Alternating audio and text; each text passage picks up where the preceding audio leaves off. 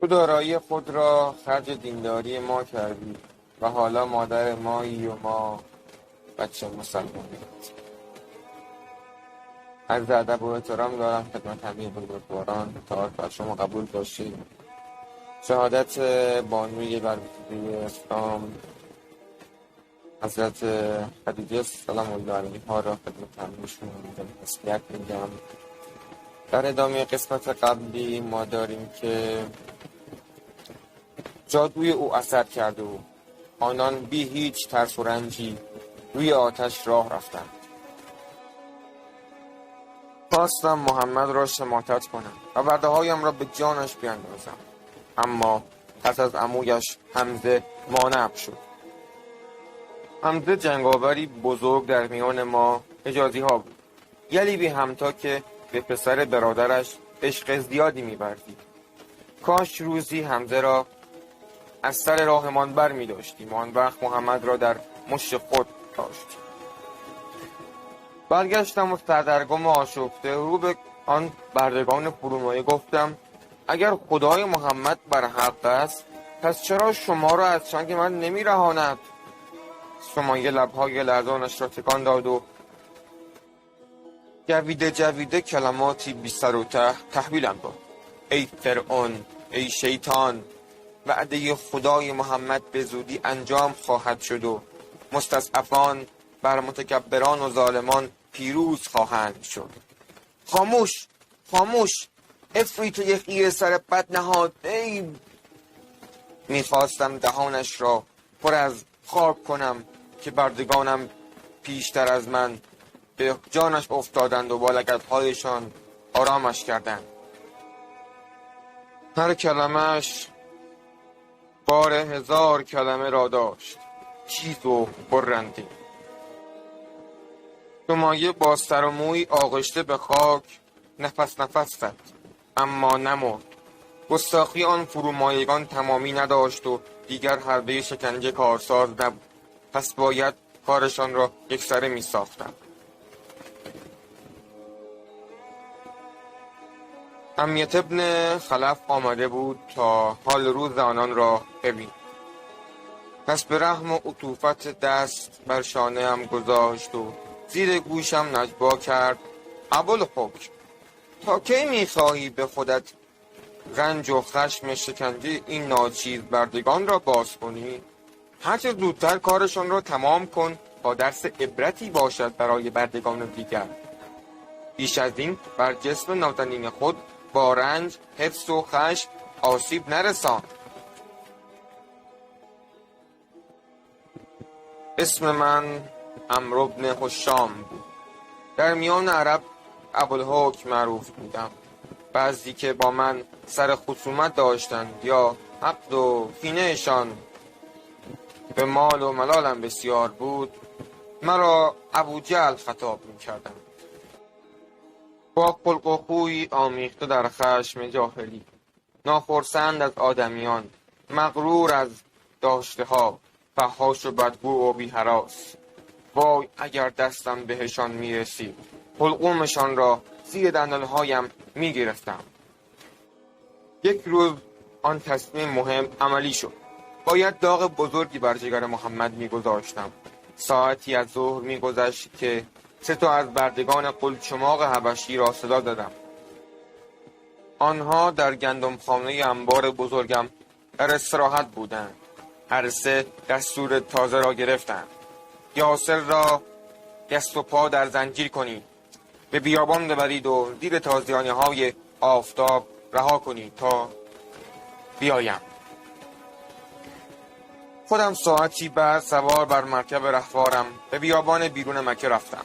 با خود اندیشیدم امروز دست و پای یاسر را از غل و زنجیر باز می کنم.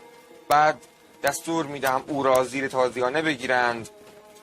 100 200 300 اصلا 1000 تا می خواهم ببینم پیرمرد سخت پوست چه می کند، چگونه جان می کند. غلامم خورشید تازیانه ای را از پوست پلنگ ساخته بود به دست گرفت. من در پهنه بزرگ و گنگ بیابان زیر شمسه بلند و خنک ایستادم. دو برده دیگر با باد بزنهای بزرگ بادم می‌زدند. یاسر سر از گریبان به در کرد و خسته و غم‌آلود تلخ نگاهی به من انداخت و به زور بازوی برده ها بر شکم خود روی زمین خوابید. لبهای کبودش قفل و برهم چسبیده و چشمهایش در کاسه ها خشکیده بود. خورشید تازیانه را بالا آورد. 1 2 3 50 60 100.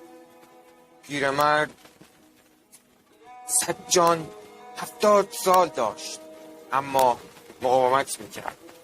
حساب شمارش تازیانه های خورشید از خاطرم در رفت. خوب نگاهش کردم. انگار نفسش به سختی بالا می آمد. گفتم بس است. خورشید عرق ریزان و نفس زنان به من نگاه کرد. گفتم آبی بنوش و نفس تازه کن. بعد سر یاسر فریاد کشیدم ها یاسر، برده پیر فرومایه، اکنون تو آزادی. جوابی در چشم‌های یاسر نبود. بالای سرش رفتم. او با چشم‌هایی باز و تیره مرده بود. قهقهه بلندی سر دادم و سرمست گفتم اکنون نوبت سمیه است. خرابان و خرسند به سراغ سمیه رفتم. گفتم شوید یاسر در زیر ضربات تازیانه به دیدار خدای محمد رفت. اکنون مختاری یا به محمد و خدایش ناسزا بگویی و به پیش ما در بیایی، یا همانند شویت به پیش خدایت بروی. سمیه با صدایی زبر و مرگ آگین پاسخم داد دیدار با خدا آرزویی بزرگ برای من و یاسر است. صدای گزنده‌اش چون نیش کژدمی در قلبم فرو رفت. فریاد زدم دهانش را ببندید. زن بزچران، زن سیاه تکیده و یکلا، هیچ هراسی از من نداشت. هرچه به دهانم آمد بار او کردم. سپس شمشیر خود را بر شکمش فرو کردم. سوار بر اسب خود شدم. در راه گفتم اکنون نوبت توست عمار. او را در میان ریگ‌های داغ بغلتانید و در همان حال تازیانه ها را بر پیکرش فرود آورید و بعد او را در بستر اخترک‌های ریز سوزناک قرار دهید. عمار که مقاومت میکرد تاب و توان از کف داده تن گسیخته‌اش را جلوه داد و با گریه‌ای شکسته در گلو گفت من از محمد بیزارم، رهایم کنید. من به بت‌ها درود میفرستم، بگذارید به حال خود باشم. برده ها تعجب زده کنار رفتن. من خندیدم و خورشید پوزه آب بر سر و روی او ریخت. عمار به حال آمد و چشم در چشم من دود. بیچاره میلرزید و میگریست. گفتم به او لباس مناسب بپوشانید، کفش به پایش کنید و شکمش را خوب سیر سازید. او پاک شده منات و لات و حبل بزرگ است. اما میدانید آن فرومایه یمنی چه کرد؟ شنیدم که همه آن درودها که به پای بت‌های ما نثار کرد نیرنگی بیش نبود. عمار آن چند روز جان خود را خرید تا بیشتر از همیشه در خدمت محمد باشد. به محمد خبر داده بودند که عمار از راه اسلام بازگشت و به خدمت بت‌ها در آمده. اما محمد گفته بود چنین نیست. همانا همه وجود عمار از فرق سر تا قدمش سرشار از ایمان به خداست. ایمان با گوشت و خون او در آمیخته. همان روزها بیاز برده کنعانی هم خبر آورد. شنیدم عمار روزی گریه کنان به نزد محمد رفته و گفته ابوجهل مرا زیر بدترین شکنجه ها گرفت. من طاقت از دست دادم و به دروغ از بت‌های آنان به نیکی یاد کردم. محمد با دست خود اشک از چشمان عمار پاک کرده و گفته اگر باز هم تو را زیر شکنجه و فشار قرار دادند، آنچه را گفتی بر زبان آر. من باید دوباره او را به دام میانداختم، اما شنیدم که عمار در مکه نماند و راهی جایی دور به همراه گروهی از پیروان محمد شده به حبشه، همراه دومین گروه از فراری های مکه به قصر نجاشی پادشاه. همین چند روز پیش اولین مسلمانان مجرم که 11 مرد و 4 زن بودند از مکه گریختند و از طریق بندر شعیبه که با مکه فاصله زیادی نداشت به حبشه رفتند. حالا هم خبر آمد گروه دوم فراریان که بیشتر از 100 نفر بودند از همان بندر سوار بر 2 کشتی تجاری رهسپار حبشه شدند. گویا ماموران ما به آنها نرسیده بودند، وگرنه همگیشان را دستگیر می‌کردند و به سیاهچال‌های مکه می‌آوردند. عمار، جعفر ابن ابی طالب، عبدالله ابن مسعود، مقداد ابن اسود و عبدالله ابن حجش از آن گروه بودند. نجاشی با ما پیوند دوستی داشت. من و ابوسفیان و دیگر ریش‌سفیدان مکه به شور نشستیم. قاصد جسورمان عمرو ابن عاص همراه 2 مرد خردمند و چند جنگاور چالاک اسب‌هایشان را زین کردند تا به نزدیکی دریا بروند.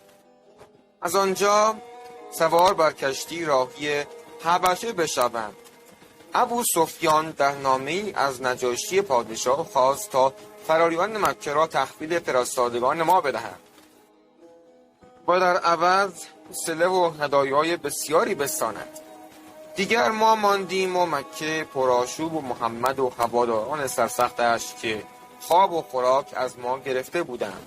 محمد هر روز کنار کعبه میرفت و از کتاب خیالی خود قرآن میخواند. صوت زیبای او دوستان ما را مسحور و هیجان زده میساخت. ما در پی چاره‌ای بودیم. روزی میخواستم او را ادب کنم، پس به سوی او رفتم و به او دشنام دادم. عربی خبرچین برای حمزه خبر آورد. او قیس کنان و هولناک چنان عقابی از راه رسید و با کمان بلند خود به سر من کوفت.